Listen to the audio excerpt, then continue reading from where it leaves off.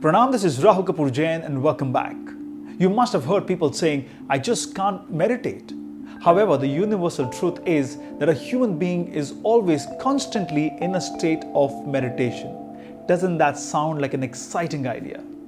Yes, Jainism propounds that there are 4 different types of meditation and a human being is constantly involved in any one form, which determines the quality of his life in the present and also throws a lot of light about what it could be like in the future. Artha Dhyan, Raudra Dhyan, Dharma Dhyan and Shukla Dhyan. The first 2 are considered as inauspicious because they cause the influx of undesirable karmas. And the last 2 are considered as auspicious because they destroy karma and facilitates the soul to move ahead and make progress in its journey of spiritual development. Let's briefly understand these 4 types of dhyans. 1. Artha Dhyan. Artha in Sanskrit means sorrow. Any thought activity which is caused by the outburst or intensity of sorrow is called Artha Dhyan. Being absorbed in thoughts of events and situations that are causing you pain, like loss of wealth or a loved one, and your desire to recover the lost objects, or a feeling of impatience, grief and agony in face of diseases, sickness and worrying about it going away, or being engaged in persistent desires of future sensual pleasures and comforts. All of these constant thoughts keeps you in a state of Artha Dhyan. Number 2, Raudra Dhyan. Raudra in Sanskrit means being harsh or lacking mercy.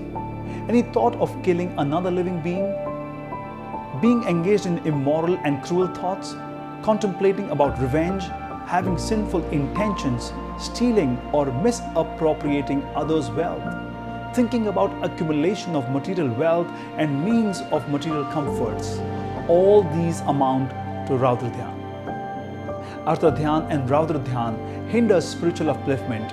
They obscure the attributes of the soul. Number 3, Dharma Dhyan. It's also known as righteous meditation.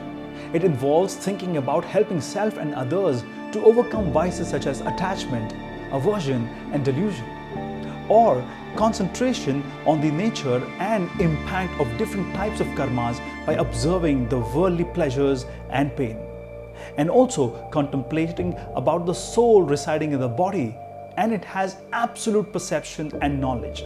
However, it has attachment and aversion on account of cause and effect relationship between karma and soul. Number 4, Shukla Dhyan. This form of concentration can be achieved only by an immaculate mind, and it is also called as spiritual meditation. In this advanced state of meditation, a meditator eliminates all the karmas, eliminates the gross activities of the mind, speech and body, and possesses only subtle activities. At the next stage, even the slight activity of the soul, in spite of its association with the body, is eliminated. Thus, all karmas are shed and the soul attains salvation. So now that you have the information about the 4 different types of meditation, it's time that you ask yourself which form of meditation do you spend most of your time on and what has been its impact on your life so far. Then decide on how you would like to spend the rest of your life and then put in concentrated efforts in that direction.